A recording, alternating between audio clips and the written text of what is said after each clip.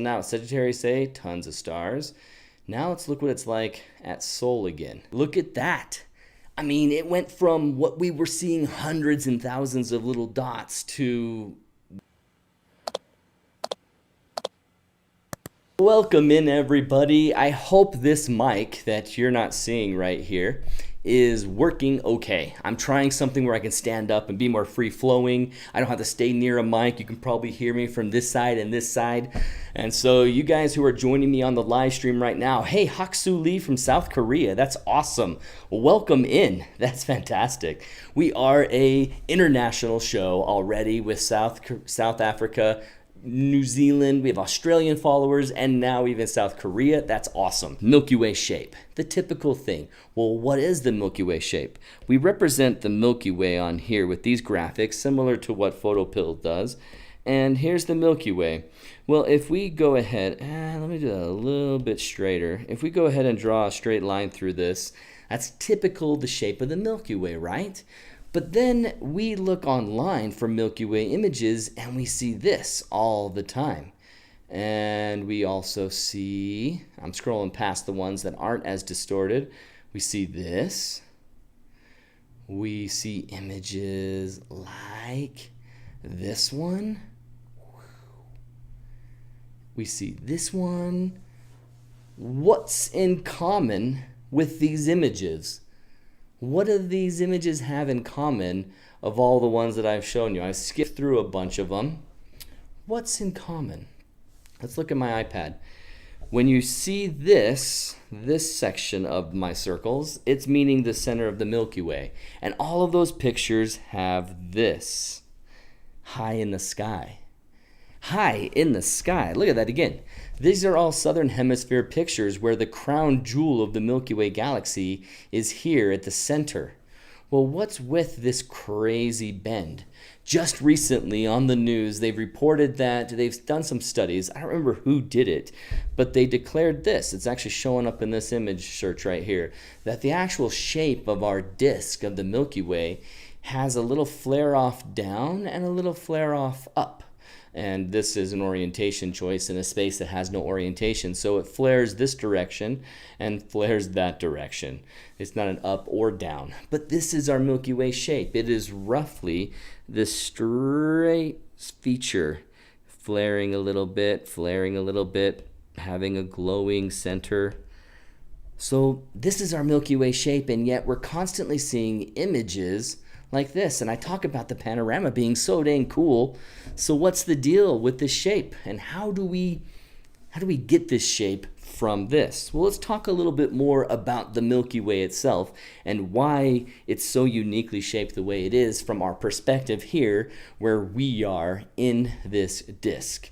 So first off, I think I'm going to zoom in right here and just talk about how we are a spiral galaxy, and I'm going to use these and these to show off how everything is moving around. So I have not switched over to my screen. So these are spirals coming off of our galaxy, and this galaxy is centered on a point, rotating around Sagittarius A, that black hole, and going around and around and around. And on these spiral arms, we're somewhere out here. We're not towards the center. How do we know that we're here and not towards the center? Why is it so obvious to us that we're this far out from the Milky Way core? Well, look at this picture again. How much of this Milky Way core is taking up in the sky? If you were sitting here, let's go to this screen real quick so you guys can see me large. So if we're sitting here looking off into the distance and you see this much space taken up, this few arc minutes of space taken up in your night sky of a subject, that subject is either really small or really far away. So it's just obvious already that that thing is not this big in front of us. It's not on top of us. How do we visualize something like that? How do we understand that we're far out here and what it would look like being in the middle? Well, one of my favorite ways of doing that comes from video games. I love video games. I'm a nerdy dude in my generation who plays it, but I also worked in the industry of video game creation and in that game industry, I know I'd like to treat it like an art more than it probably should be appreciated for, but there's so many cool things you can do with video games, and one of them is actually visualizing things that are beyond easy comprehension without sort of a representation of it somehow. Well, a video game took on the very ambitious challenge of taking the Milky Way Galaxy and representing it one-to-one. Now, one-to-one meaning that there's billions of stars in this galaxy and they all actually exist. So here's some game footage of me in Elite Dangerous showing you their map that shows all the stars, and they represent our star, our sun, as Sol, S-O-L. And so you'll see that here right in the center. So let's go ahead and play this video footage and I'll talk over it for a second. So you can see how here's Sol, and then here's the plane of the Milky Way Galaxy that we're on. The plane that we're on versus the plane of the core. Wait, let's back up a little bit. The plane of the core. So if you think of planes, I talk a lot about breaking the plane in our composition. Think of these grids that are laying on top of each other. So imagine, let me draw them a little bit smaller over here so you can see it. So we got these squares and they're stacked on top. Well, that made a really funny shape because they connected a line. These squares are separated. Imagine these are all separated from each other. This is terribly drawn, but you get the idea that up here is a flat plane like this. This is a flat plane, here's a flat plane, and these are on different plane points. So this point right here going down along the y-axis has a different, the different characterization, declination. What would you even say? I don't even know. But as we go down, what plane are we here on Earth next to Sol, the sun, versus the core? Are we above? Are we below? How far away are we? Well, it turns out that when you look at the core of the Milky Way, let's say here's the biggest grouping of stars in the core, and Sagittarius A is somewhere, this black hole right here. Where Sol is very similar. Very similar. I can't remember if it's above a little, below a little, but it's within these first three planes. It's not something where here we are and here's the core. We aren't that far away. Look at how this happens in this video right here when I actually go and zoom out from Sol and see the whole galaxy, the spiral arms of the galaxy, and I look at it. Leanne says, fellow Elite Dangerous fan, yes. And look at the plane of the Milky Way core right there. And watch as we go and we zoom to Sol, and then I go ahead and go beyond it. Let me fast forward this. I'm going in towards the center of the core, past Sagittarius A, and then I come into this point and ooh, look at this. So I'm going to go ahead and get to this point where you see Sagittarius A and all these crazy stars, and just let it hit play for a second and fix that light.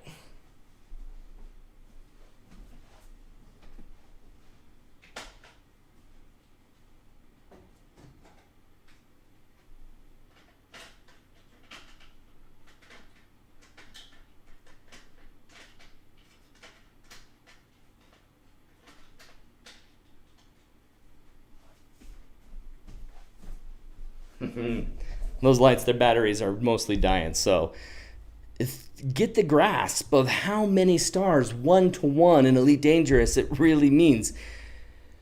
There are billions of procedurally drawn stars in Elite Dangerous, and it represents our galaxy as this cloud of stars, and it clears up the mind on how all of the galaxy is formed. It's dust, it's stars, and all of that connected and collected at a certain plane. Looking through it, through the thick of it, it becomes more of a colorful, brighter band. And when you look away from the thick of it, up or down or out, you don't see as many stars. So looking at these stars in the center, let's go back to Sol. Excuse me. Oh no, the other light turned off now. Looks like I'm going to be finishing this off with less light. So now Sagittarius A, tons of stars. Now let's look what it's like at Sol again. So Sagittarius, showing the cluster of stars, just tons around it. Now we're traveling to Sol. And let me hit play. Look at that. I mean, it went from what we were seeing hundreds and thousands of little dots to dozens. That's our close to us area around us here at Sol. Let me show you again from this perspective. Sol, we got our close star Sirius, a close star of Alpha Centauri, and Lumen 16. I mean, these are all of our local stars. And when we look in towards the core, we see what we see in our Milky Way photography like this. Michael Goh, got to give him credit for this picture, Michael Goh's picture right here. In the southern hemisphere, you see the center of the core high in the sky, and then the stars around it separated. It's not because this is the galaxy and these are separate from the galaxy. Everything's part of that dust plane of stars, and as we're in it, we can see the stars closest to us, above us and below us and around us. Those are the closest stars, and the furthest stars are way off in the distance, making this shape that we see in the night sky. Well, let's talk about the shape of this night sky. I bring up this specific image and others from the southern hemisphere for one reason. Here's the horizon, and here's the core. All of us here who have been in the northern hemisphere looking out at the night sky and seen the core, none of us, unless we've been to the southern hemisphere, none of us have ever seen the Milky Way core that high in the sky. It just doesn't go that high. And the reason is that our position on this globe and looking at the core has a specific angle and has a specific height of where that core ends up going in our viewing plane, our viewing angle. Now, Dot Lien asked me a question, and he kind of read my mind. Have you tried Space Engine? It's this universe sandbox. Well, yes. And I'm hoping, beyond hope, that I can turn it on right now and give you guys a perspective on it, because I couldn't get a screen capture of it in time tonight as I've been playing with these lights. And I want to show you what it looks like to see the Milky Way on the plane of the whole solar system. And let's see if I can get this to load while I talk about this picture a little bit some more. So what's happening with the shape of the Milky Way? What is it about the shape of the Milky Way that has this funny view? And this view is doing what? Let's look at my iPad again, and let's go to a new window. Well, the view is doing this, and then drawing the other parts of the Milky Way down here, and they're creating this shape. And here's our horizon. So why is it doing that? How are we possibly causing that? Let's see if I can get this to pop up in our window over here. If I get this, I've got the game, and I should show it to you guys now before that goes away. Let's see. Bring up OBS. Okay, sweet. You're seeing it. This is our Milky Way in the Space Engine. And you can see from the ecliptic plane that we are on, you can see, okay, come on. Let's see, what's it want me to do? Just middle mouse click? Okay. You can see from the ecliptic that the planets orbit the sun. The ecliptic is viewing the Milky Way core like that. And when you look at, let's see, let's go to Earth. Where is Earth? And it's only hard for me to see because I am so far away from the computer. Mercury, Venus, Earth. Let's pause this, a space bar. Click on Earth, and let's go to Earth. So looking from Earth's perspective, we see how we have that tilt. And on the ecliptic of our orbit of the sun, this looks very familiar to us in the northern hemisphere, doesn't it? That's how we almost always see the Milky Way core, at that angle. And based on how we're rotating around and how the night comes and moves this in our sky, sometimes of the year, depending on our orbit, because remember, we are orbiting our sun. we are orbiting our sun like this, depending on our orbit and our positioning, that Milky Way changes locations in the sky temporarily. And how do I mean? Let's kill this game before it kills our live stream. For all I know, this has already been destructive to the speed of our live stream. So let's quit it. Getting it out of there.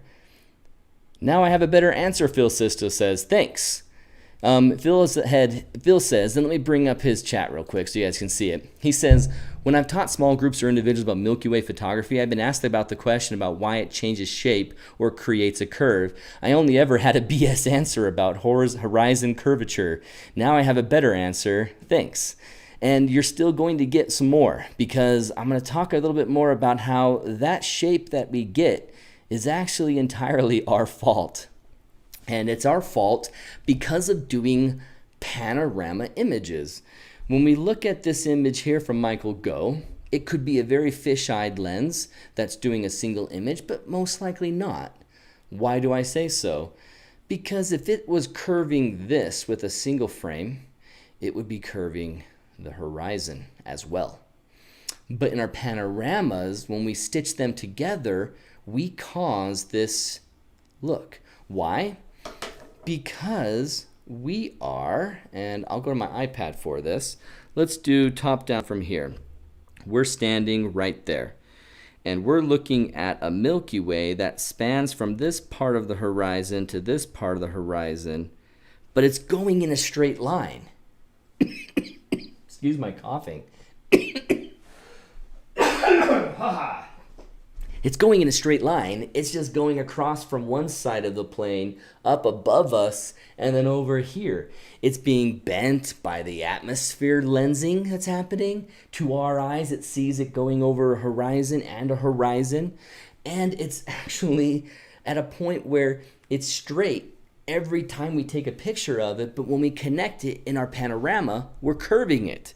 So let's look at this again, this straight line, and we're capturing pictures of it. And we capture a square, we capture a square, we capture a square, we capture a square, and so on. Okay, let's look at that more clearly. Let's look at my Lightroom. Here's an image from a panorama, this panorama, where you can see the Milky Way has a shape. Has a little bit of a shape as it goes across the night sky, but mostly every image, it's straight. Look at this. Here to there. Here, diagonal to there. Still diagonal to there. When I was coming in from the core, diagonal from there to there. From there to there. Still diagonal. It's straight. So what happened with it here? Well, when I stitched it together, you can see all the stars that are bending. You can see the shape of the top of this that's being pulled together, causing these connections to then warp things together.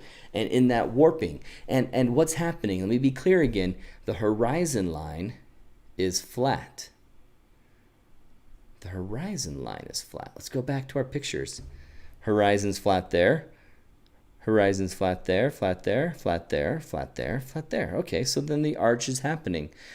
Well, in order to take that straight line and keep our flat line here in line with the rest of flat lines, it curves into each other. They slowly get curved into each other.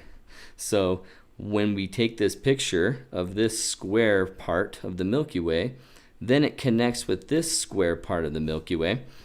It forces this bend to connect here and keep a straight line there. And so we're causing it. Let me show you that again with something we know is a flat surface. Move my cursor over here. This is the train trestle. This train trestle is something I've captured a lot with the Milky Way over it, and you can see it's flat as ever. When I get up close on it, I took some pictures of it, and I got underneath, and right about there I started taking a panorama. So I turned my light off and I started capturing. So here's a straight line. There's a straight line. Okay, here's the panorama because I went vertical orientation. So here's a straight trestle. straight trestle at a diagonal, straight trestle at a diagonal, at a diagonal, and then I went off the other direction. So you see my whole panorama is right here, all the way to the far left where the Milky Way is in the northern part of the sky, to the Milky Way band going over the trestle, to where it goes underneath and terminates there in the gap between two trestle trusses. I should say the standing vertical pylons of the trestle. And then I continued beyond it just a little bit. Well, why am I showing you this? Because look what happens when I connect this into a panorama. Oh, you know what? I actually don't have that one right here in the collection. Foolish me. Let's go to all photographs and then see the final work. You know what? I might not have the final work right here. I'll just do it the easy way. It's right here. Look at how crazy curved that straight trestle looks now. As the panorama stitches together, as it forces these straight lines to come together, it warps and connects, warps and connects, warps and connects. So when we see a picture like Michael Go's, well, let's look at a picture right here from Aaron King. Curved Milky Way, curved Milky Way. Michael Go's picture, curved Milky Way. Example of being in outer space and looking at our Milky Way from Barnard's Loop out there at the Orion Nebula. Look at how flat the Milky Way is. It's a flat plane, this disk, with, you know, as we saw in that one picture, a little flaring. So then when you connect your panorama, showing extreme example off to the far right, extreme direction off to the far left, and then pull them together, it takes that flat picture that we look up to see all these parts and warps them a bit. So how does the Milky Way get its shape? From us. It's a flat, plain disk, but we cause its shape in the way that we stitch it together.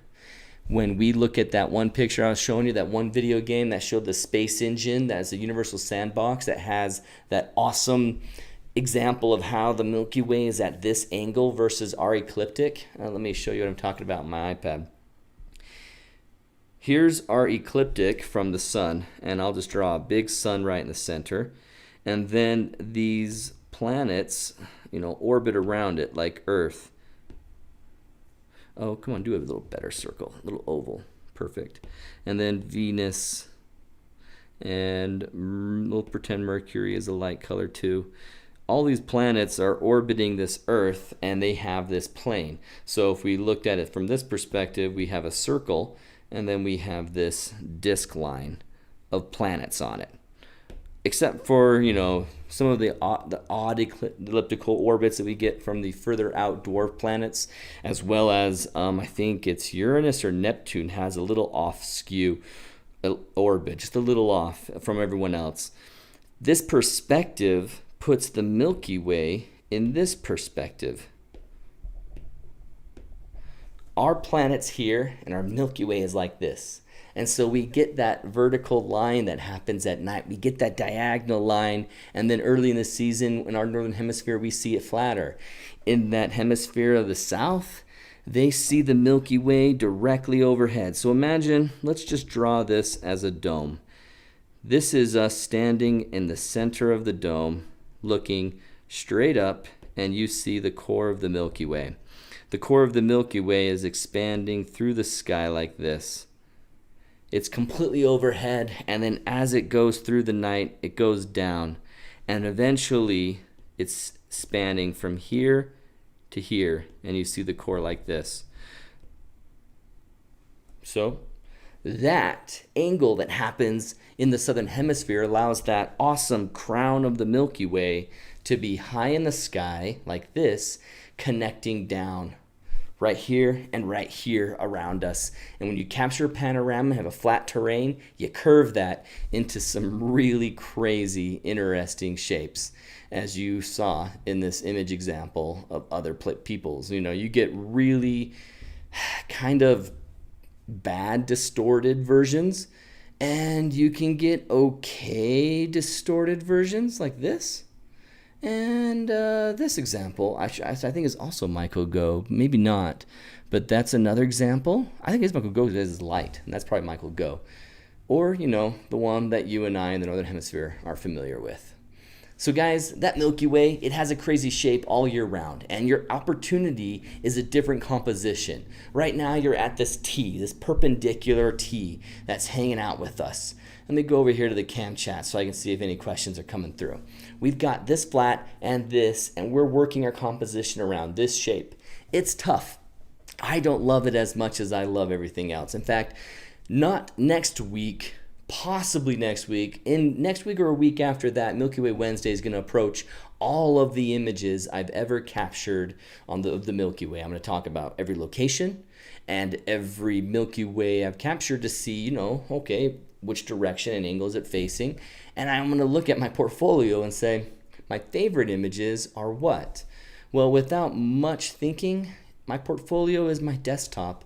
And which images are featured on my desktop? Pano, Pano, Pano. All of these are panos.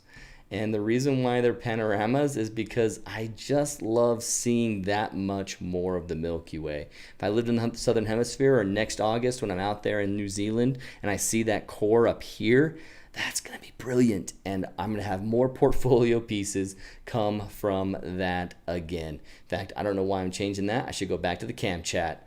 So thank you so much for joining me again. You know, Jurgen mentioned something that I want to quote right here. He says, use a hula hoop. From the side, it's a disc. But as we are inside it, it gets curved. And you see how that curve goes in front of you. It's exactly like that. That's a brilliant example, Jurgen. I love it with the hula hoop. That's perfect. Rhonda says, I'm here. Better late than never. LOL. Thanks, Rhonda. And speaking of Rhonda, I hope that you guys are thinking, okay, Rhonda and Kathy are coming with me out to the Faroe Islands, and we're going to be there next month. And I'm going to mention it on the podcast and mention it in other videos, but Faroe Islands is an amazing place for landscape photography, and we have one more spot in our car to join us out there on that workshop. So if you're thinking about doing it, go to photogadventures.com/workshops and check out the Faroe Islands adventure, because that is going to be a blast. David asks, what is the dark section called that extends from the Milky Way core? Well, let's look at some of my pictures. I think I want to use this one because it shows it pretty well. Let me go to my IMAX screen. Now, I can't zoom in and out on my desktop background, but what is the dark section that extends from the core? Is he referring to parts like this or these? Well, all of this darker section of the Milky Way, what is it? No stars? Is it emptiness? No, it's not emptiness, it's dust lanes. It's actual physical dust that's between us and those stars in the rest of the galaxy, and they blacken out, you know, the view of those stars. It blocks them. If you look at the Milky Way with infrared, in fact, I'm curious about that right now. Milky Way image infrared. You can see how when it's got the infrared and you can see all of the stars, nothing blocks it. You don't have as much blocking anything because the Milky Way is showing up. Everything, all the stars in the infrared are showing up through those dust lanes. Nothing's blocking it. So Milky Way, and I'll do dust lanes. These dust lanes, these awesome things. What is this guy diagramming? Lanes of interstellar dust. He's just pointing to. So that's awesome. Here's a cool example of some dust lanes. Let me zoom in on them. You can see how that dust really looks interesting. And that point where we look at that comes off of the core, you might be considering or thinking about this, which is the Rho Ophiuchi. The Rho Ophiuchi complex. I spelled that wrong. I'll just borrow that. The Rho Ophiuchi complex has these two dust lanes that come off the core and point to a nursery of stars that are just glorious. As you can see in all these images, man, they really pop. They're just amazing. Color, vibrance, the dust lane that's in front of it is quite obviously dust. It is just astonishing. Love it. Love the Rho Ophiuchi. And so these dust lanes, they most often don't have names. Not that I'm familiar with them. It's possible that astronomers have named the sections of dust lanes, but I don't know them. I should look it up, see if that exists. Philip says, this time of year, I tend to make the images way more about the landscape than the stars. Exactly, because you're going to see a Milky Way a little bit, focus on a lot of landscape. And Kathy says, I don't know about Rhonda, but I'm not really scary, so come join us when it's going to be a gas. So Kathy says, come join us in Faroe Islands. It's going to be a gas. Somewhere down the road, Terry says, hey, Aaron, just got here. Glad to see you're still going strong. Absolutely. I might even be stronger a little bit after walking through 95 and 98 degree weather in Italy for a while. Sunil points out, I'm glad you brought this up. It greatly confuses people how Milky Way can take that shape from our vantage point. I know it confused me. It confused me when I first looked at them. So, that example that Jürgen showed us, I think I want to do that in another feature in the future, talking about that hula hoop and give that example, because that's a great way of looking at it. I love that. And David McClure says, yes.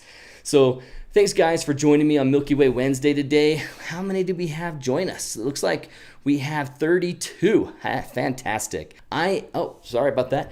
I'm Aaron King. I'm with Photog Adventures. Thanks for watching. This is Milky Way Wednesday. Get out there and have a photog adventure of your own.